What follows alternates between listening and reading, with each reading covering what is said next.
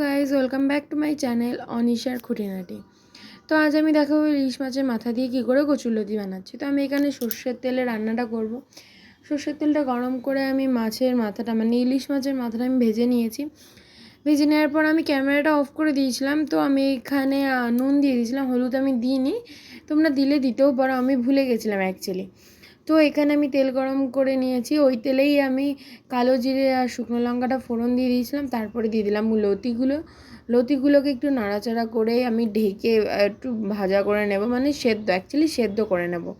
তো তারপর ঢাকা তুলে আমি আবার নাড়াচাড়া করে নিয়ে একটু তারপর ওর মধ্যে দিয়ে দেবো স্বাদ মতো নুন, আর ওটাকে আবার নাড়াচাড়া করে নিয়ে তারপর আমি ওর মধ্যে দিয়ে দেবো হলুদ, চিনি, আর চিনি তোমরা দেবে স্বাদ মতো, আমি স্বাদ মতোই দিয়েছি। আর ঝালটাও দেবে তোমরা যেরকম খাও তেমনি। তো আমি এখানে লঙ্কা বেটে রেখেছিলাম, তো লঙ্কা দিয়ে দিয়েছি, তোমরা চিড়ে লঙ্কাও দিতে পারো। তো আমি বাটা করে রেখেছিলাম, তো এই বাটাই দিয়েছি। তো এখানে হয়ে গেছে অলমোস্ট, আমি ঢেকে করে নিয়েছিলাম। আর এখানে মাছের মাথাটা দিয়ে দিলাম, মাছের মাথাটা দিয়ে একটু নাড়াচাড়া করে নেবো, একটু ভেঙে নিচ্ছিলাম যাতে ওই ফ্লেভারটা মিশে যায়। তো তারপর খানিকক্ষণ নাড়াচাড়া করে নিয়ে তো আমার মাছের মাথা দিয়ে কচুরলতি পুরো রেডি। তোমরা বানিয়ে একবার খেয়ে দেখবে, দেন আমাকে জানাবে কেমন হয়েছে। Bye bye.